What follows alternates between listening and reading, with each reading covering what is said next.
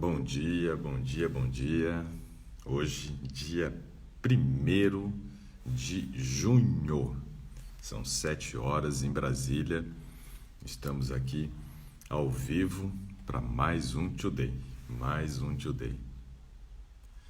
Sejam todos bem-vindos. Vamos continuar conversando. Hoje vamos escolher mais uma pessoa para a gente poder bater papo e poder ajudá-la. Olha, o pessoal está entrando aqui, hein? Que legal. Já está virando um hábito isso na nossa vida, né? Todos os dias, de segunda a sexta, já estamos aqui, né? Para poder conversar. Legal. Bom dia, Fábio. Bom dia, Joelma. Bacana o pessoal por aqui. Como é que foi o final de semana de vocês? Tudo tranquilo? Meu final de semana foi de muito trabalho aqui com o pessoal do desafio da transformação vital. Na quinta-feira à noite, eu iria conversar 2 horas com o pessoal da transformação vital. Não consegui conversar com eles porque a minha filha caiu da rede, bateu a cabeça. E não consegui falar com eles na quinta-feira à noite. E ontem nós tivemos um dia puxado. Conversamos durante 6 horas para poder terminar a aplicação do método e hoje eles começarem o processo da transformação. Hoje à noite, às 20 horas, na live que costumeiramente nós fazemos, né? Nós vamos então estar conversando e apresentando quem são as pessoas que estão participando do desafio, né? Então nós convidamos vocês hoje para as 20 horas poderem participar conosco, para que a gente possa apresentar quem são as pessoas que estão participando do desafio. Vai ser legal, vai ser legal. Vamos ver aqui. Já são 7 horas e 2 minutos. O pessoal vai entrando.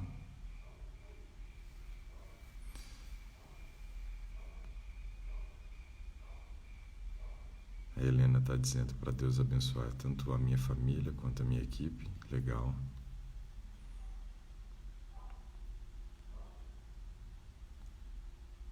Deixa eu ver aqui as pessoas que já fizeram a solicitação para estar participando conosco aqui hoje.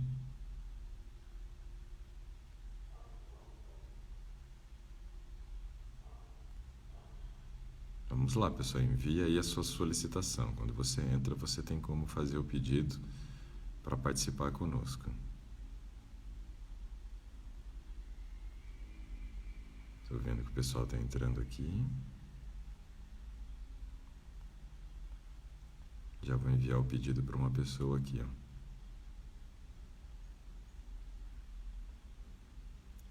Vamos ver se essa pessoa... Vamos dar uma olhada aqui.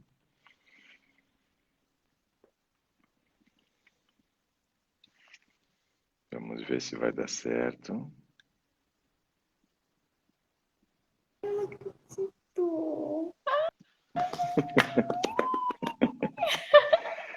Tudo bem? Oh, glória a Deus. É Rosângela? Sim. Vou Ai, marcar que Deus seu é bem. nome aqui. Doutor, eu até tô com essa caixa desse remédio aqui para o senhor ver, aquele NAC, né? Só que ele não tem NAC no meio. Uhum. E aí eu queria saber se eu posso tomar, é acetilcisteína. Acetilcisteína, né? Ok, isso Isso, daí para não tomei, porque não aumento, está escrito NAC. mas para aumento de imunidade, né? Então dá para utilizar assim. É um aminoácido, né? E pode fazer o uso dele para aumento da imunidade. Ah, que Olha, já bom. estava com a caneta em mãos, hein? E ó, todo dia eu pego o papelzinho aqui E fica na esperança. da esperança. Hoje eu falei, ai, se Deus quiser, vai ser Eu hoje. vi que você colocou ali, eu quero. Eu falei, então vamos convidar a Rosângela para a Oh, gente conversar. Bom, o pessoal está dizendo que sentiu falta no final de semana, né, por não ter. Mas final de semana é folga. Depois a gente volta de segunda a sexta. Vamos lá então, Rosângela, em que eu posso lhe ajudar? Bem, doutor, eu tenho 66 anos, né? Eu Uhum. não tenho vergonha de falar. Eu Nessa, tenho osteoporose, nessa fase, como diz, a gente tem que ter orgulho, não mais vergonha. exatamente. Então, eu tenho osteoporose, né? Uhum. Eu já até caí, fraturei duas costelas. Uma vez, por causa de um abraço, eu trinquei uma costela, entendeu? Nossa. Aquele abraço de jogar assim. Minha irmã estava viajando, quando ela chegou, ela me jogou assim para cima. Quando ela desceu, eu falei, nossa, você tem uma agulha e tá me furando. Ela, não, aqui no casaco não tem nada. Aí ela procurou e não achou nada. Eu fiquei uns 2 dias com muitas, muitas dores mesmo. Aí veio uma outra colega, que eu acho que eu estava de férias, ela veio, me abraçou, porque ela é forte também. Aí ela me deu aquele abraço assim, aí eu voltei a sentir mais ainda. Eu falei, meu Deus, eu não acredito. E foi cada vez piorando mais, eu tive que ir no hospital. E eu falei para o médico, olha, não adianta fazer só radiografia não, porque só essas radiografias não sai nada, né? Uhum. Porque quando eu fraturei minha costela não apareceu também na Que radiografia. coisa, não? Ele pegou, fez aquele outro exame lá, ele falou, olha, essa costela está trincada. Eu falei, não é Ele deve possível. ter feito uma ressonância. Aí fez. E aí, depois disso, aí fiquei boa, né? Depois, há um ano atrás, eu fazia pilates. Aí fui fazer um exercício lá, a menina subiu nas minhas costas e foi um barulho assim, eu senti tantas dores novamente, que aí eu tive que parar, né? Eu tive que fazer tratamento, fiz não sei quantas aplicações, eu fiz umas massagens que uma amiga minha faz, que é maravilhosa, foi onde eu melhorei, né? Então, e eu sempre caía muito, e com ela, ela me ajudou até a firmar mais o pé, não cair, machucava muito o meu joelho. E aí eu tinha medo, né? Porque com a osteoporose ficar caindo, né?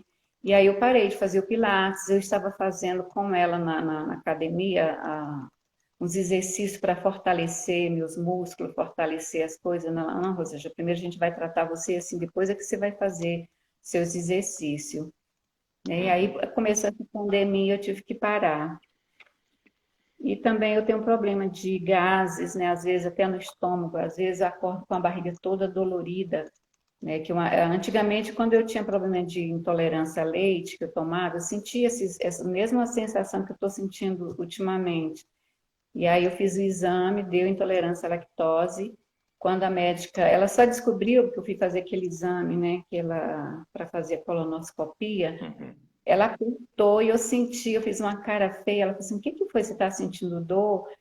Eu não, eu sempre tenho isso, para mim é normal. Ela não, não é normal. Sentir dor não é normal. Não é Aí ela mesmo. pediu, aí ela pegou, pediu os exames e foi onde que constou que eu tinha intolerância à lactose.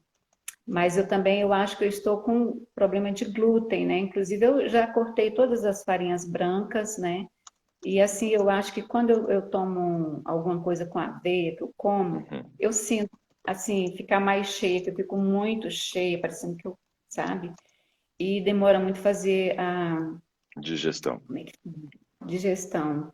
Eu até estou tomando aquele Dig Plus, que o senhor falou Uhum. que é bom. E Eu comprei percebeu também. alguma melhora com o uso dele ou não? Sim, eu tô sentindo bem melhor, graças a Deus. Eu tenho lanchado bem mais cedo, né? Porque Uhum. eu tenho insônia também. Né? Então, tem noites que eu acordo e não consigo dormir, eu estou até fazendo aquela respiração, estou fazendo os alfabeto, como é que é? Aquelas letras, as primeiras letras, Uhum. né, do alfabeto também, o nome de frutas, né? Algumas coisas assim, aí que vem um sono, leio também, às vezes eu leio. Então, eu estou sentindo melhora, sabe? Mas eu queria melhorar mais ainda. Eu não como carne, nem nenhum tipo de carne, eu não estou comendo mais, né? E nem peixe, nem frango, porque eu sou apaixonada por peixe, né? Mas eu Uhum. parei de comer peixe também. E só ainda estou comendo ovos de vez em quando, porque tudo que a gente faz leva ovos, né? Sim. E fica difícil tirar o ovos. Até o leite eu já estou usando leite de coco, esses outros leites. Mas é assim, aí eu queria que você me ajudasse. Sempre eu sigo você, já assisti Uhum. 2 vezes conversa com você lá na Asa Norte, porque eu gosto muito de você, Ah, legal. Então você é aqui de Brasília. sou de Brasília. Legal. Então eu sempre sigo vocês, eu gosto muito. Uhum. É Então, isso. Deixa eu usar um pouco essas suas informações aqui para a gente ir conversando e qualquer coisa você vai ainda opinando mais algumas questões. Vamos Uhum, falar primeiro sobre essa parte digestiva que você comentou. Nós uhum, sabemos que quando a gente faz 5 anos de idade, nosso corpo entende que a gente muda de fase. A gente sai do que a gente chama de primeira infância para a segunda infância. E o que que seria essa segunda uhum, infância? A segunda infância é um momento onde o leite já não deveria fazer mais parte. Então veja só que interessante. Quando a gente observa, por exemplo, um bezerro, eu trabalhei 10 anos da minha vida com qualidade de carne, né? Então eu vivia e convivia com esses animais o tempo inteiro. Quando a gente observa um bezerro, quando ele nasce, né, o estômago dele é preparado para fazer a digestão do leite. Então ele nasce e ele tem 4 estômagos, ou o estômago total dele é dividido em 4 regiões, né, que é o retículo, o rumen, o omaso e o abomaso. O abomaso é um estômago químico igualzinho ao nosso, igual ao nosso. Isso quer dizer que o único que funciona quando o bezerro nasce é justamente esse estômago, que é o abomaso, o último estômago dele. E o leite é processado ali. O leite é processado ali. Os 3 primeiros estômagos, as 3 primeiras partes do estômago, elas vão começando a ter colonização de bactérias para que depois de um ano esse bezerro, então, ele esteja adaptado para fazer a digestão de capim, que é onde tem celulose e hemicelulose lignana, para que essas bactérias façam o processo da fermentação. E olha só que interessante, quando o bezerro nasce, então, ele tem uma goteira esofagiana. O que que é isso? É como se fosse um escorregador, Rosângela, que quando ele mama, o leite ele escorrega e vai direto para esse último estômago. Então, olha só que interessante, ele tem como se fosse um escorregador ali que faz o leite ir direto para esse estômago, para que não caia nos 3 primeiros estômagos, aonde ele sofreria um processo de fermentação e o bezerro pode até morrer. Quando ele faz 1 ano de idade, esse bezerro, essa goteira esofagiana deixa de existir. Deixa de existir e vira somente uma cicatriz. Quando você abre depois o rumen do animal, né, quando você abre o estômago dele ali, você percebe, né, uma linha aonde era essa goteira esofagiana, mas deixou de existir quando ele fez 1 ano de idade. O que que acontece então? O bezerro, quando chega a 1 ano de idade, o seu organismo não está mais adaptado a fazer a digestão do leite. Então, ele para de mamar. Nós somos o único que, depois que o nosso corpo não está mais adaptado, né, a fazer o uso do leite, continuamos ainda querendo mamar. Aos 5 anos de idade, o nosso corpo passa por esse processo de transformação como passa o bezerro. E nós deixamos de produzir a enzima para fazer a digestão do leite, no caso, a lactase. Esse é o desejo do nosso corpo. Todo mundo tem esse desejo quando faz 5 anos. O corpo quer passar por essa alteração fisiológica. Porém, a gente continua fazendo uso do leite. Muitas pessoas ainda continuam fazendo uso do leite. E o que que isso gera? Bom, alguns problemas. O primeiro problema que a gente tem é o seguinte, Rosângela: seu corpo vai buscar fazer uma adaptação, né, para continuar fazendo a digestão do leite. Aí você desenvolve uma relação de tolerância. Uma relação de tolerância. E o que que é essa relação de tolerância? É uma relação de, olha, não quero você, mas eu te suporto. É mais ou menos assim. É a mesma coisa de um casamento de tolerância, né? Imagina um casamento de tolerância que a pessoa fica a vida inteira só tolerando o outro, já não ama mais, mas tolera por algum motivo, porque os filhos são pequenos e uhum, assim por diante. Nosso corpo, então, ele desenvolve essa relação de tolerância. Alguns toleram bem o leite, ou seja, têm um alto grau de tolerância, outros têm um médio e outros têm baixo grau de tolerância. Mas o problema é que enquanto nós estamos tolerando o leite e vamos fazendo uso desse leite por toda a nossa vida, na nossa cabeça, nós imaginamos assim: eu estou ingerindo uma boa fonte de cálcio. O leite é fonte de cálcio, só que não é. O leite, ele é rico em cálcio, mas não é fonte. Até contei isso, acho que semana passada, na conversa com alguém. Então, o que uhum. quer dizer isso? Ele tem uma alta concentração de cálcio, mas a biodisponibilidade desse cálcio é baixa. A biodisponibilidade é baixa. O aproveitamento do cálcio que está presente no leite é pequeno. Então, o que que provavelmente aconteceu? Você usou leite até quanto tempo atrás, Rosângela? Eu acho que já tem uns 2 anos. Quer dizer, até acho que o ano passado eu ainda usava assim, comia doce, alguma coisa, Uhum. né? Em festa de. Em festa não, assim, comemoração do Natal, o ano passado. e eu comi uma maionese que eu sempre comia ela, né? Que ela sabia, já sabem que eu tenho intolerância, né? Uhum. E a minha mãe esqueceu e colocou. E depois que eu acabei de comer, eu já fui direto para o banheiro, né? E ela, ai, Rosângela, me perdoe, eu esqueci que você não pode. É E aí verdade. eu tive que Não, chá, eu tive que tomar remédio, porque senão eu sinto muitas dores mesmo, né? O médico até me falou que eu faço colonoscopia todo ano, né? Porque minha mãe teve câncer no intestino. E aí ele falou, olha, se você continuar, você pode ter um câncer, porque isso inflama, você vai acabar adquirindo. E eu não quero isso. Então, eu leio as coisas que tem, até eu aviso para os médicos não passar remédio que contém a ah, lactose, né? é que tem muito remédio que usa lactose como veículo, né? Sim, aí eu olho, né? Porque às vezes tem remédio que eu tomo e já sinto, até aquele próprio remédio que é bom para tomar antes de comer lactose, nem ele também não estava me dando bem. Então eu Uhum. falei, não, eu vou ficar tomando remédio para quê, né? Então eu parei totalmente, eu não, assim, posso comer alguma coisa sem saber, mas quando eu vou nas casas das pessoas, as minhas amigas tudo sabem, na igreja também, quando a gente faz algum almoço assim, porque eu também faço parte da ASA, né, que ajudo a fazer os alimentos. Então, todo mundo já separa. Se tem alguma coisa, já separa. Lactose, inclusive a esposa do meu pastor também, ela tem intolerância, então a gente já faz porque tem muitas pessoas que já estão intolerantes. Ó, por exemplo, Conheço a minha filha. chegou uma pergunta interessante aqui que faz uma relação com isso que você está falando, né? Da sua mãe ter tido, por exemplo, o câncer intestinal. O Fábio pergunta se o leite piora para quem tem câncer, né? E piora sim, Fábio, piora, Rosângela, realmente o leite, ele tem... Lembra que o bezerro nasce com 25 quilos. Então vamos imaginar aqui, um bezerro nasce com 25 quilos e no final de um ano esse bezerro mamando chega a 250 quilos. Ou seja, o seu peso é multiplicado por 10, né? É muita coisa. E isso quer dizer que o leite, então, ele é diferente do leite materno, aonde ele vai trazer uma composição diferente do leite materno, mais rica em proteína e o leite materno mais rico em gordura.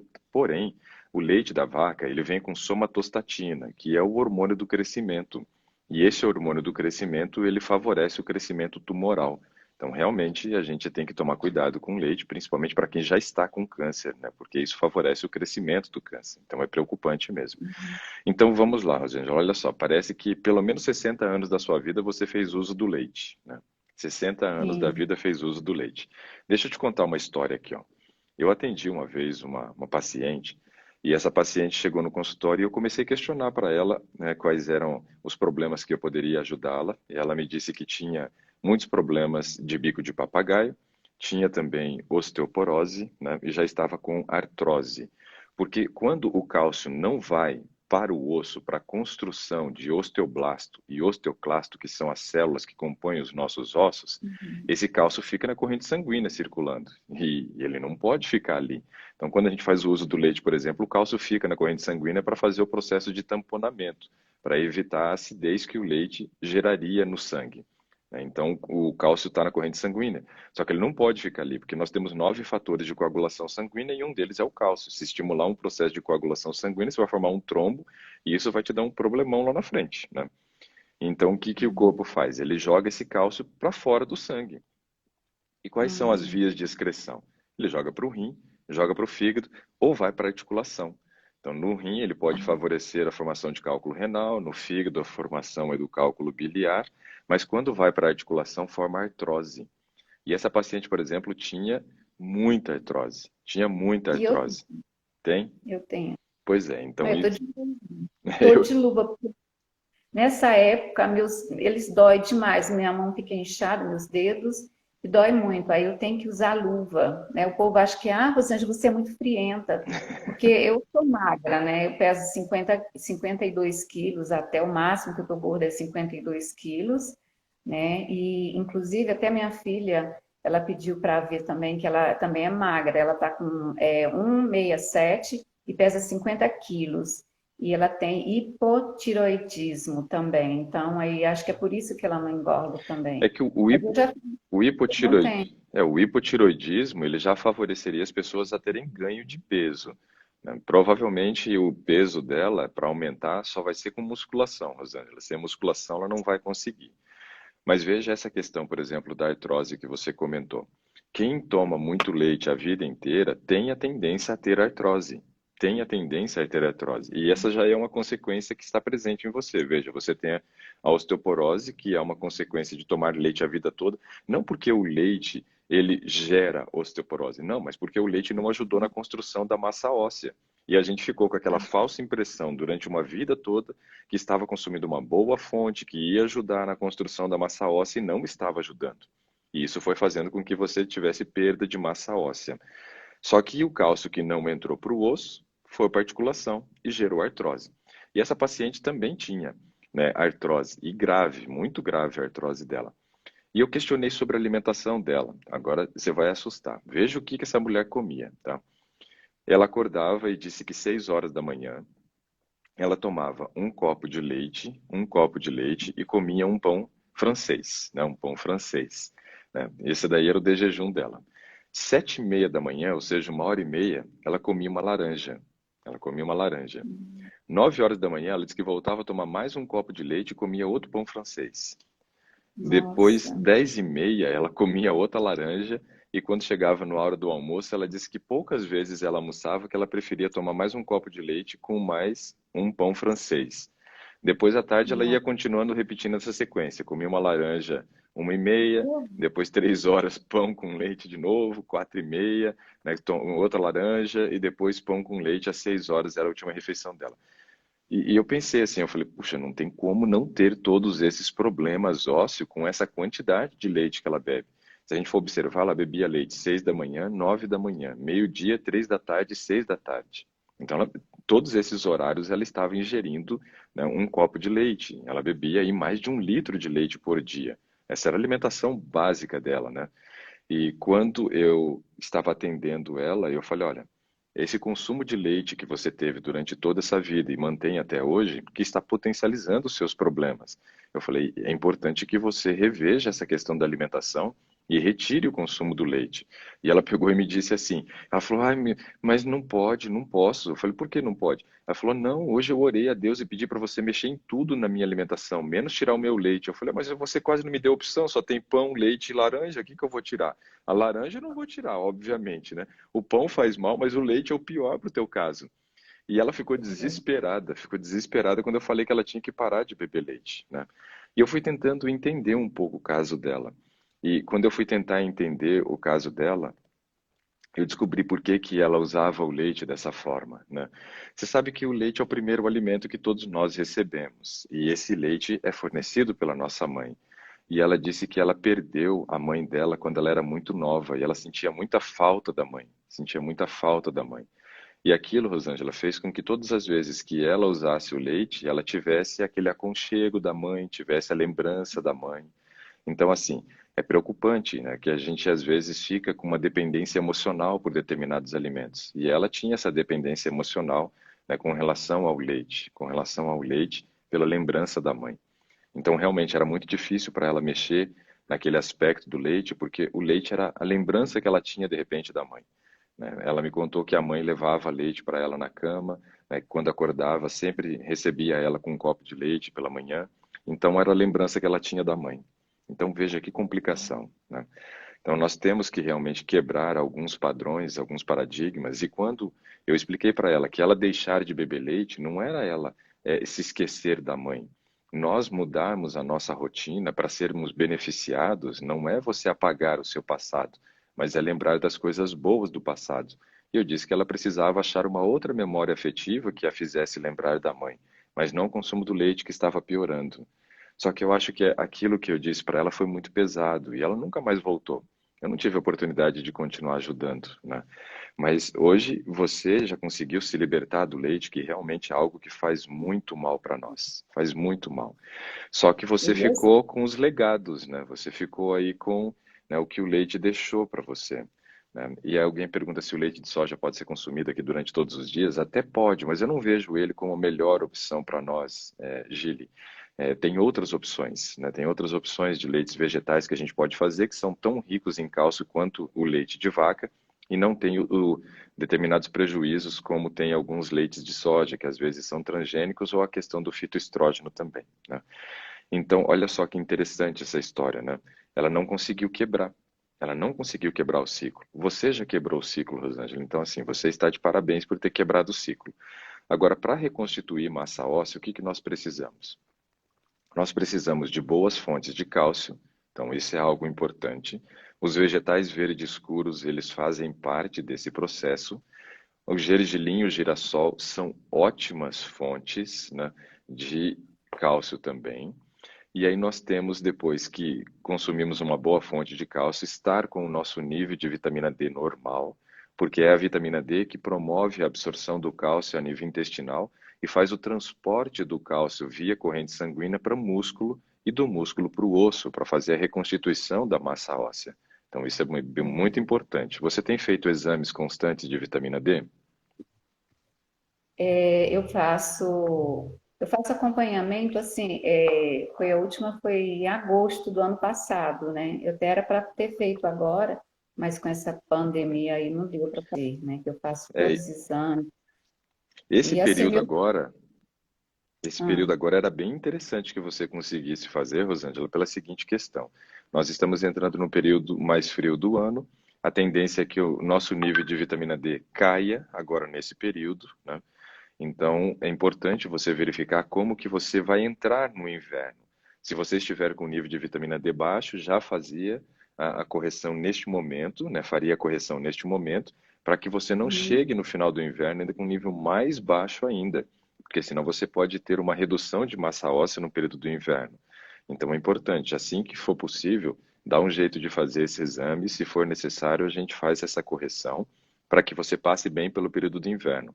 Eu sugiro sempre para as pessoas que 2 vezes ao ano elas façam o exame de vitamina D. Pessoas que costumeiramente não tomam sol ou pessoas que já passaram dos 60 anos, porque a nossa pele ela fica enrugada conforme a idade vai avançando, e isso dificulta a captação dos raios UVBs, que são os raios que estimulam a produção da vitamina D. Então, esse aspecto é muito importante. Quando a pessoa passa dos 60 anos, você, mesmo se expondo ao sol no horário ideal, que é ali das 11 da manhã ao meio-dia, do meio-dia à 1 e da 1 às 2. Nessas 3 horas cheias, você precisa se expor, pela sua cor de pele, 15 minutos. Só que 15 minutos agora provavelmente seja insuficiente, porque a pele já começou a enrugar. Então você não vai ter a captação dos raios UVBs que você precisa. Mas se eu colocar você para ficar exposta por mais tempo, 20 minutos, 30 minutos, eu também já potencializo o aparecimento do câncer de pele, que já não é uma boa opção também, né? Então, Uhum. quando uma pessoa que passa dos 60 anos, normalmente, mesmo tomando sol, vai ser necessário fazer a reposição da vitamina D. Então, aqui a Silvana, por exemplo, comenta, olha que interessante, ó, a minha estava em 23 e ela está tomando 7.000 I por semana. Eu sugiro, né, quando a pessoa está com um nível entre 20 e 30 de vitamina D, que ela tome 7.000 I diariamente, porque tomando 7.000 I, né, por semana, igual ela está tomando, por exemplo, está dando uma dose de 1.000 I por dia, que é menos do que eu sugiro para manutenção. Então é uma dose muito baixa, viu, Silvana? E aí, nesse caso, Rosângela, assim que você puder, faça o exame de vitamina D. Ele vai te ajudar muito a você ter uma noção de como que está a sua vitamina D e se tem a necessidade de fazer uma correção antes da entrada do inverno agora, tá bom? Isso vai te ajudar Eu, muito. eu Então, tomava 10 mil, né? Que a médica passou. Aí a 10 ou última, 2? 10 10 mil. diário. É uma por semana. Então, vamos fazer a conta. Ó, uma por semana, você está tomando uma dose que é menor do que 2.000 UI diária. Quando eu pego um paciente, por exemplo, que está com um nível normal de vitamina D, entre 30 e 40 no resultado do exame, eu dou 2.000 por semana para manutenção para ele. Então, veja, você estava Uhum. tomando uma dose menor do que 2.000 para manutenção. E a gente nem sabe se Uhum. estava para fazer manutenção ou correção. Então, eu acho assim, ó, que quando nós estamos com a vitamina D baixa, Rosângela, a gente precisa fazer uma reposição de ataque. O que que é isso? Eu tenho que jogar uma quantidade alta de vitamina D, fazer uma correção rápida, para depois poder trabalhar com uma dose de manutenção. E eu vejo que a maioria dos profissionais hoje, eles sugerem uma dose que, no meu modo de ver, no meu entendimento, é insuficiente para fazer correção. Eu simplesmente vou manter. Só que se está baixo, eu vou manter baixo. Não é isso que eu quero. Eu quero levantar o nível de vitamina D, trazer para o nível de suficiência e depois trabalhar com dose de manutenção. Eu vejo que a gente precisa usar doses maiores por 3 meses para que a gente corrija e depois uma dose como você tomava para manutenção, até é possível. Mas primeiro tem que fazer correção. Mas é porque assim, eu sempre pego sol, né? Na hora Uhum, do almoço, eu termino de almoçar, aí faço geralmente esse horário, de meio-dia até 2 horas, eu pego esse intervalo, eu pego sol. Aqui tem lugar de pegar sol, né? E também ela mudou esses de 10 mil para fixare, aquele suplemento, né? Que eu até tinha comentado com você. uhum. E eu tomo também o Residros de 35 miligramas, que é uma vez por mês, por semana também, né? Eu fazendo aquele suplemento também do magnésio de quilato, que você que falou, né? Que é bom tomar também. Ômega 3 também eu tomo. Eu tomo o C2, que é o para articulação, né? Uhum.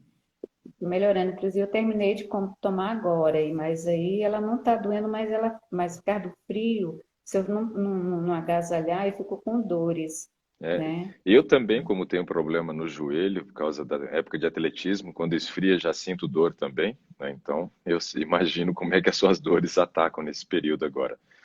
Com relação ao nível normal de vitamina D, quando você fizer o exame, Rosângela, a gente espera que esteja acima de 30. Acima de 30 já é normal. Eu ainda acho que se a gente conseguir passar de 40, melhor ainda, melhor ainda. Então, quando você fizer o exame, você vai ter uma noção. Se estiver acima de 30, está normal, e aí você poderia tomar essa dose de 10 mil I semanal para manutenção. E se tiver acima de 40, nem seria necessário fazer uso agora e só depois do inverno repetiria o exame para saber em que nível que está. Eu peguei aqui o exame, deu Uhum, vitamina D, 43,74, que foi em legal. agosto, foi dia 9/8 de 2019, né? Muito bom. Então, eu sempre é porque eu pego o sol, né? Sempre quando tem sol, eu vou para o sol. Eu fico lá no sol, fico como se fosse para a praia, né? E eu pego o sol. Minhas costas estão bem queimadas. Eu falei, Mas isso, nossa, isso é ótimo, esse é um padrão de comportamento louvável, né? Porque a maioria das pessoas hoje não tomam sol, e isso é um problema, né? Um problema. Precisamos realmente do sol. O sol é um benefício, um presente que Deus nos deu, né? E vamos fazer o uso dele da melhor maneira possível. Agora, por exemplo, quando terminar a live, se for lá fora e tomar, por exemplo, esse sol da manhã, ter o contato visual com o sol, você estimula a produção da serotonina, que é o hormônio da felicidade. E ao meio-dia, o sol estimula a produção da vitamina D, que é fundamental para nós. Então, veja, o sol é um presente. Além dele é ter, verdade. né, ação bactericida, virucida, fungicida, né, a gente tem que deixar entrar o sol dentro de casa. Então, isso é muito importante, né? Vale a pena mesmo tomar sol. Muito bem. Bom, então vamos continuar. Ó, precisamos da boa fonte de cálcio, precisamos do nível de vitamina D normal. Só que aí a gente precisa lembrar o seguinte: para esse cálcio ir para dentro dos ossos, eu preciso gerar um estímulo para que ele entre dentro dos ossos. E duas coisas a gente entende que são bons estímulos para o cálcio ir para dentro do osso. Um deles é o exercício de impacto, ou seja, por exemplo, uma caminhada. Uma caminhada já estimula o cálcio entrar dentro dos ossos para a construção de novas células. E o outro tipo é o exercício de resistência, no caso, o Pilates que você vinha fazendo, né? A musculação também é um exercício de resistência que favorece a entrada do cálcio dentro dos ossos. Então, esses exercícios, eles são muito importantes porque eu tenho que gerar uma necessidade do cálcio entrar, senão ele não entra. Então, isso é muito importante. Agora, algo fundamental em todo esse processo é o seguinte: a questão da construção do músculo que nós temos em volta do osso, ele faz o quê? Imagina que aqui fosse o osso, tá? E aí você tem o músculo em volta. Todo músculo nosso, ele tem um tônus muscular. Esse tônus muscular quer dizer que ele gera uma pressão sobre o osso, gera uma pressão.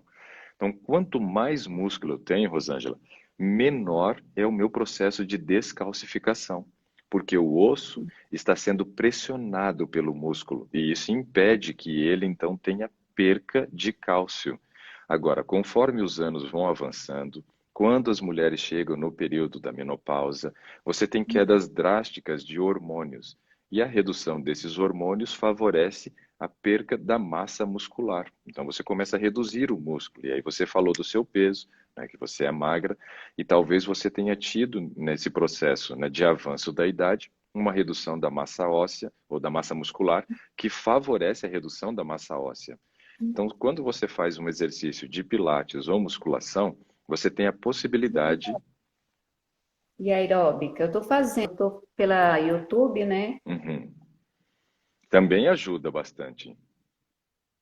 Opa, deu uma travada aqui da Rosângela. Vamos ver se ela consegue falar novamente.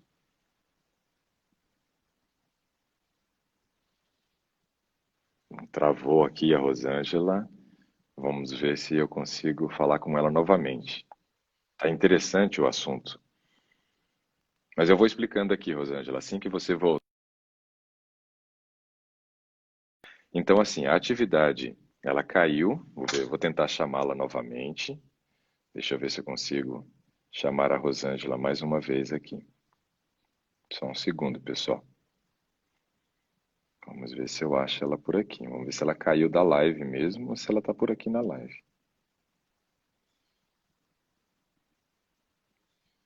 Cadê a Rosângela?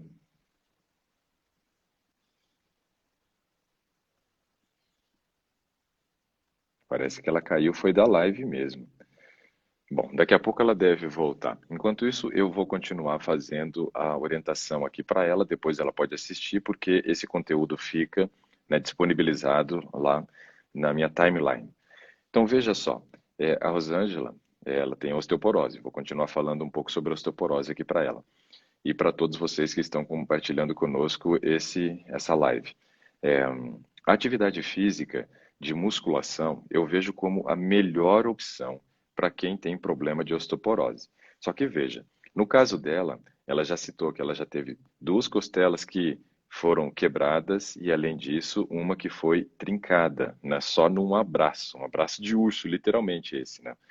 E isso mostra que ela já tem uma descalcificação bem acentuada, uma descalcificação bem acentuada.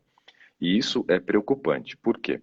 Se ela for fazer um exercício de resistência com a musculação e o professor não tiver, né, a sensibilidade de conhecer o caso dela, de descobrir que ela já teve essas lesões, né, correlacionadas à redução de massa óssea, e de repente ele colocar uma sobrecarga alta, ao invés disso ajudar, pode piorar.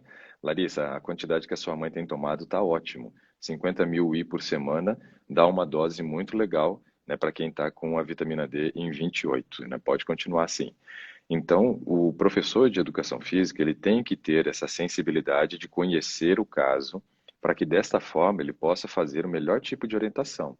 Ela precisa de uma atividade de resistência que pode ser o Pilates, né, mas também a musculação. E até vejo a musculação como uma opção muito interessante. Só que o professor tem que ter essa sensibilidade de não sair aumentando muito as cargas, porque dessa forma, ao invés dele favorecer o crescimento da massa óssea, ele pode gerar outra lesão, né? Como a gente já viu, realmente o caso dela é um caso de uma osteoporose grave já, com uma descalcificação bem considerável. Então, a atividade física ela é importante para poder gerar o estímulo para o cálcio entrar dentro da massa óssea.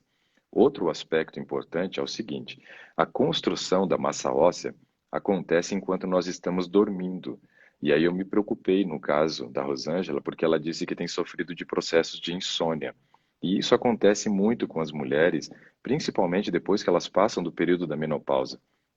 Quando as mulheres atingem a menopausa, segundo pesquisas hoje, 60% delas sofre com a insônia. Tem uma pessoa perguntando aqui, 5 mil microgramas de vitamina D, quanto que corresponde em UI? Eu tenho que procurar para fazer essa conversão, porque eu não vou saber de cabeça não. 5 mil microgramas para UI. Deixa eu ver aqui. Eu já fiz isso uma vez, mas eu não me lembro. 5 mil microgramas. Aqui, ó. Para fazer o cálculo, a gente tem que fazer o seguinte: cada UI corresponde a 0,025 microgramas. Então, a gente vai pegar 5 mil microgramas, multiplicar aqui, 0,025. Vamos ter que fazer essa conta. Daqui a pouco eu dou um jeito de fazer essa conta aqui.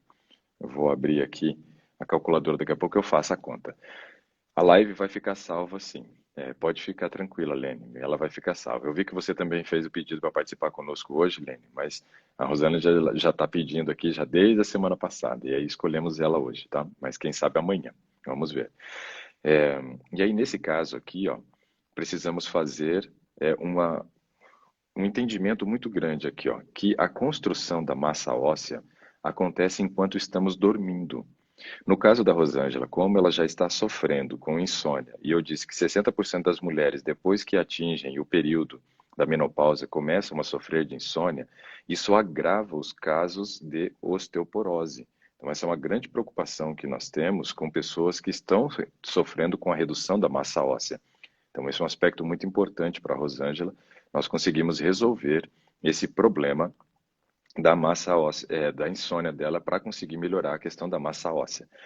E uma coisa que eu sempre escuto as pessoas dizerem é o seguinte: a massa óssea só diminui, mas nunca tem aumento. Não, não é assim que funciona. Eu já tive pacientes que estavam com um quadro de osteopenia, que tinham osteoporose em determinadas regiões, e nós tivemos um aumento da massa óssea. Teve aumento da massa óssea. Ano após ano, fazendo a densitometria, nós tivemos aumento da massa óssea. Somente na região da coluna que não conseguimos ter resultado para aumento, mas pelo menos nós paramos a redução. Então estabilizou da maneira como estava, porque a coluna não é uma região onde a gente sofre essa pressão, esse impacto que gera o estímulo para o crescimento da massa óssea. Porém, no braço, aonde você tem ali o rádio, você consegue ter aumento e também, né, no fêmur nós temos aumento de massa óssea por conta da atividade de resistência ou atividade de impacto. Então isso é muito importante lá no caso da Rosângela também, a realização dos exercícios físicos para estimular o crescimento da massa óssea. A plataforma vibratória, a Bruna pergunta aqui se realmente ela aumenta a massa magra, né? Eu vejo que gera um estímulo, Bruna, mas talvez um estímulo pequeno para hipertrofia. Talvez você não tenha redução da massa óssea e isso já é muito bom. Além disso, ela pode gerar esse estímulo para a manutenção da massa óssea e muscular, que já seria muito interessante no caso, e eu vejo com bons olhos sim o uso da plataforma vibratória. Ainda mais se você realizar exercícios utilizando o peso do seu corpo como sendo, né, um exercício de resistência utilizando o peso do seu corpo, né, como se fosse o halter ali no caso. Então, é interessante isso sim. Ainda falando ali do caso da Rosângela, ela destacou, né, um aspecto importante para nós também, que é a questão da produção dos gases no estômago. E aí eu quero destacar algo importante aqui para todos vocês, que é o seguinte: conforme a nossa idade avança, nós temos uma redução da produção de ácido clorídrico, diminuímos a redução, temos uma redução também da produção da gastrina, que é importante para iniciar o processo da digestão, reduzimos também a produção das enzimas, né, que vão fazer o processo da digestão. Então, o normal é que a gente perceba que todas as pessoas com um avanço da idade comecem a ter uma dificuldade no processo digestivo.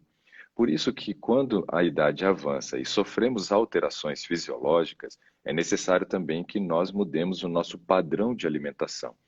E uma coisa, por exemplo, que a Rosângela destacou importante, é que ela foi fazendo a redução do consumo das carnes. E carne é um alimento de difícil digestão, principalmente com o avanço da idade, onde você tem uma redução drástica da produção de enzimas.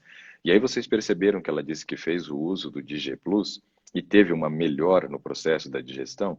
Isso prova também que ela está com redução da produção de enzimas e, no caso, quando ela fez o uso do DG Plus, que tem enzimas, favoreceu o processo da digestão. Mas ela diz que percebe que quando ela faz o uso de produtos que contêm glúten, ela tem uma piora. E aí, nesse caso, a gente precisa lembrar que não só as proteínas de origem animal, né, são de difícil digestão, mas também o glúten. O glúten, ele é uma proteína muito alergênica, ele é uma proteína de difícil digestão para algumas pessoas.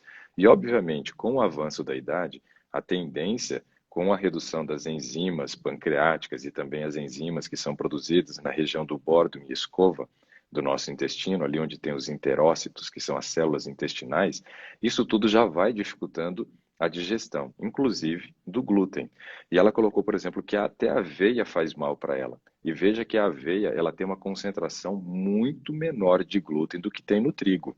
O pão, ela disse que já havia suspendido, o consumo das farinhas ela já tinha suspendido, porém, ela ainda continuava usando a aveia, mas todas as vezes que ela usava aveia, ela tinha esse desconforto e percebia que a digestão ficava mais lenta.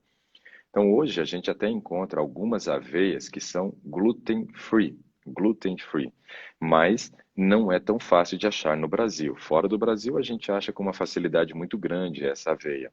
Só que a aveia é um alimento tão bom, tão bom, tão bom, que eu não vejo, né, a possibilidade de deixá-la fora do cardápio. A aveia é um excelente alimento, realmente vale a pena fazer parte do nosso cardápio. A aveia, muito bom, muito bom. E eu vou falar um pouco mais sobre vitamina D, que eu estou percebendo várias perguntas aqui ainda sobre vitamina D. Só para fechar a orientação aqui para a Rosângela, então, assim, Rosângela, quando você for assistir novamente, né, algo que eu quero deixar aqui como uma informação muito importante para você é o seguinte: busque os alimentos realmente sem o glúten, tente tirar por pelo menos 3 meses o glúten do seu cardápio e depois volte a experimentar alguns alimentos com glúten, no caso a aveia, mas os farináceos deixe fora, porque isso já está provado que para você eles não fazem bem. Então, tente voltar a comer aveia, mas suspenda por 3 meses o consumo dela. Porque se você consumir a aveia depois de 3 meses e não sentir mal, seu organismo conseguiu passar por um processo de adaptação e ele vai conseguir fazer a digestão da aveia, que é algo muito importante para todos nós. É rico em fibra, tem um carboidrato de absorção lenta, tem uma concentração de proteína elevada e realmente vale muito a pena fazer parte da nossa alimentação. A Silvana pergunta assim, ó, melhor aveia em floco ou aveia em farelo com frutas, né? Silvana, eu sempre vejo da seguinte forma: quanto mais processado, mais nutrientes você perdeu. Isso não quer dizer que você não deva consumir a aveia, né, em farelo, mas você pode comprá-la em flocos e depois você triturar em casa. Porque quando você tritura em casa, ela vai ficar menos tempo triturada. E isso vai fazer, então, com que você tenha uma melhor absorção dos nutrientes, porque não teve perdas no processo desde quando ela foi triturada até você comprar, levar para casa e utilizar. Todo esse processo que a aveia fica triturada em casa, conforme ela vai entrando em contato com o oxigênio e com a luz solar, você vai promovendo, então, perdas de nutrientes. Então, quando você tritura, você vai fazer o uso dessa forma e vai ser muito melhor. Vai ser muito melhor. Bom, eu vejo que algumas pessoas falam aqui a respeito da vitamina K2, né, da importância para a saúde cardiovascular, né? Eu vejo que a vitamina K2 tem sido hoje muito estudada e que ela tem sim uma relação importante com proteção de problemas cardíacos, né? E para algumas pessoas que já têm histórico familiar ou já têm algum processo, né, já construído de inflamação cardíaca, vale muito a pena, né, fazer o uso dessa vitamina K2, tá? Tem aqui uma pessoa dizendo que, por exemplo, no caso dela, a menstruação dela parou já há muito tempo, parou com 34 anos, né? E diz que é vegetariana, é solteira e se faz uso aqui, por exemplo, de Vitex, né, para poder regularizar. Então, é importante que você procure uma ginecologista nesse caso, porque é a ginecologista que vai fazer a regulação e verificar como é que estão os seus exames, para que você possa realmente ter uma orientação correta. Mas 34 anos é uma menstruação muito precoce, e isso é muito ruim, né? Muito ruim. Ainda mais por você não ser casada, né? E não sei se tem filho ou não, mas isso é porque atrapalha bastante. Deixa eu só trocar o fone aqui que eu percebi que esse desligou.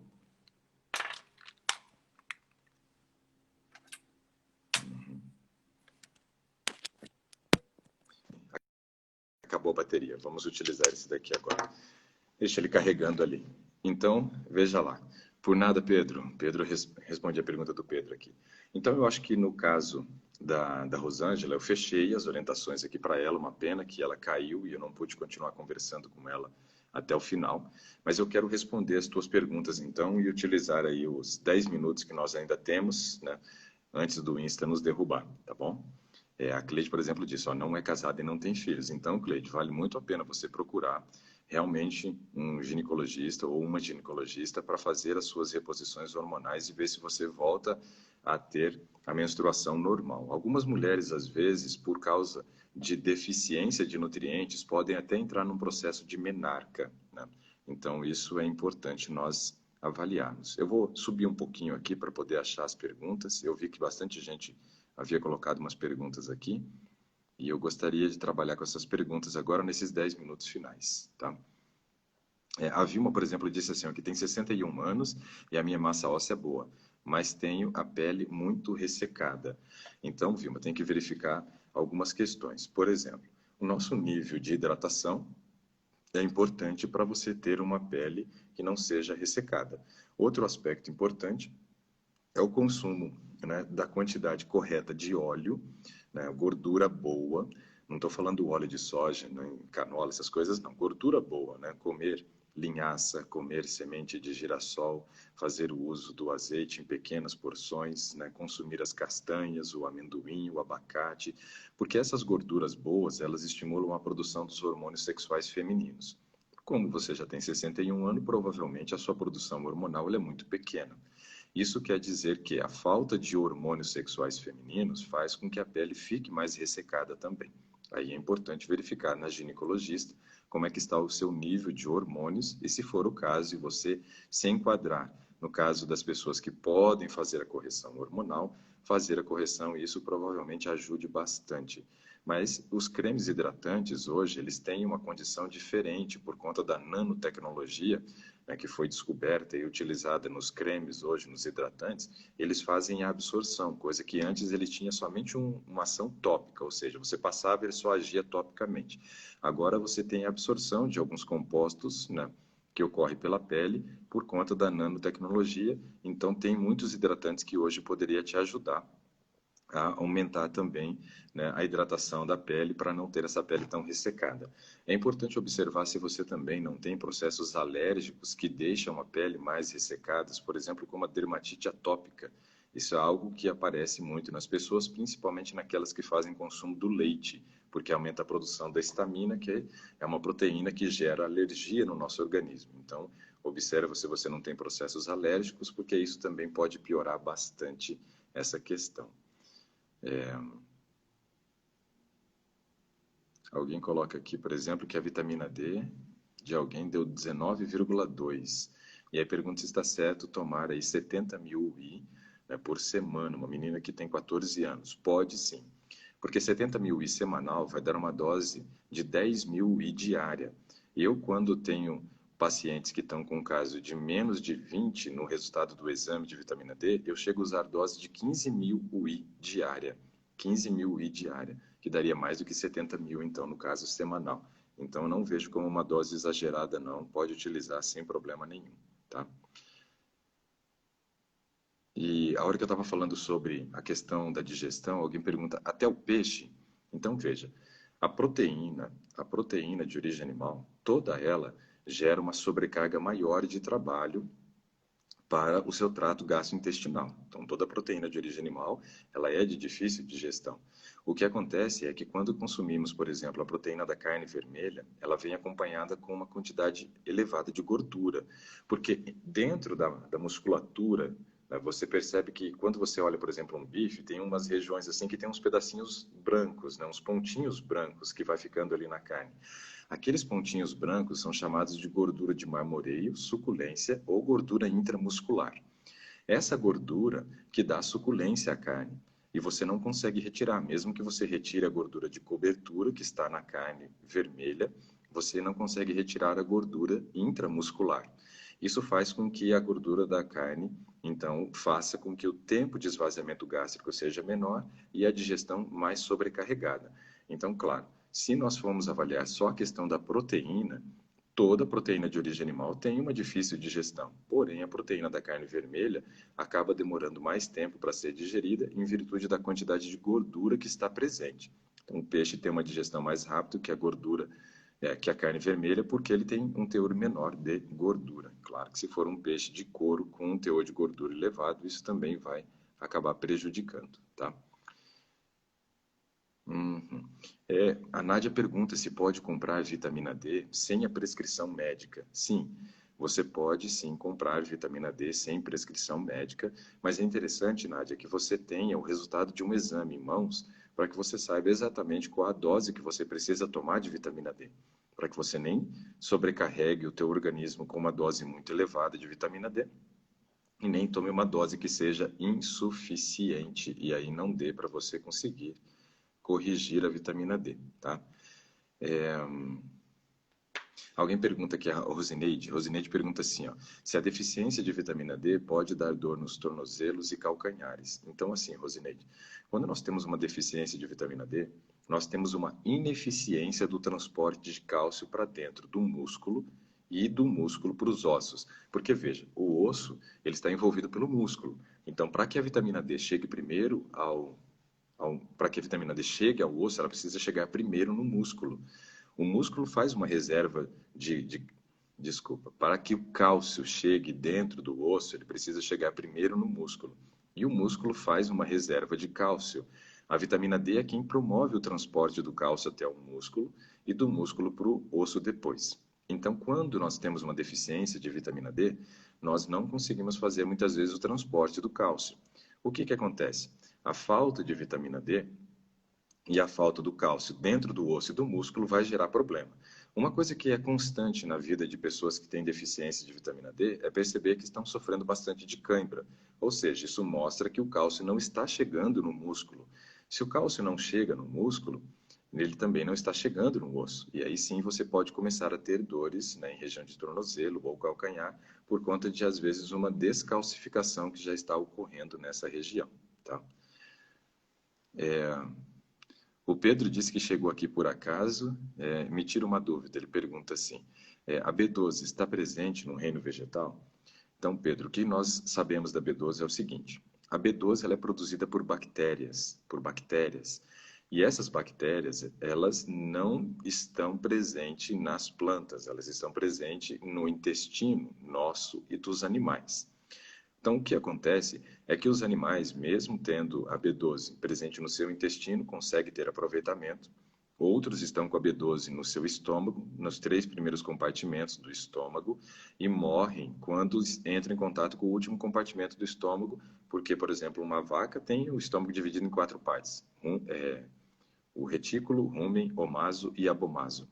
Então, quando as bactérias morrem no último estômago, que é o estômago químico, ela disponibiliza a B12 para a absorção da vaca. Já o coelho, por exemplo, que tem a região de B12 dele, ou seja, as bactérias na região intestinal e faz a absorção antes, ele come a própria fezes, faz o que a gente chama de secotrofagia. Então, nós encontramos a B12 hoje nos produtos de origem animal em virtude das bactérias estarem presentes no trato gastrointestinal dos animais e eles conseguirem fazer aproveitamento de alguma forma. Já nas plantas, nós temos uma concentração de B12 que está na raiz das plantas, na forma de rizóbio. Então, são várias bactérias que se acumulam ali e elas disponibilizam a B12 para a planta poder crescer, mas nós não vamos encontrar a B12 em produtos vegetais, a não ser que seja industrializado e tenha sido enriquecido, ok? Deixa eu ver aqui, eu tenho mais 1 minuto e 40, acho que dá para responder mais uma pergunta. Alguém disse que fez aqui o exame do cálcio e o valor de referência é 8,4 a 10,6, o exame dela deu 9,9. O que isso significa? Que está normal, viu, Hélida? Está normal tua concentração de cálcio. Pode ficar tranquila com relação a isso, tá? Deixa eu ver aqui se tem mais alguma que eu consiga responder. Se eu posso postar ali nos grupos nossos, nos grupos VIPs, né? Você pode entrar dentro dos nossos grupos, uma relação de exames para realizarmos. Tá bom, Larissa, eu vou preparar aqui uma lista com exames, né? Que geralmente eu peço para os meus pacientes e coloco dentro dos grupos lá para que vocês também tenham contato com essa lista, tá bom? Gastrol substitui o omeprazol, que toma 17 anos. Mércia, eu gostaria muito de trabalhar mais esse assunto. Porque, assim, o omeprazol, ele não é uma medicação para uso contínuo. O omeprazol é uma medicação que você usa enquanto você está fazendo o tratamento da gastrite. Depois você precisa retirar, que ele tem muitos efeitos colaterais. Vamos ver se amanhã, de repente, nós conseguimos trabalhar um pouco mais sobre esse assunto, tá bom? Pessoal, só tenho 27 segundos. Foi um grande prazer iniciar a semana no Today, conversando com vocês. Lembrando que amanhã nós temos encontro novamente e hoje às 20 horas eu quero apresentar os participantes, né, da Transformação Vital. Um bom dia para todos vocês, que Deus abençoe. Espero que você possa nos encontrar hoje às 20 horas aqui pelo Insta também, no YouTube e no Face. Tchau, tchau.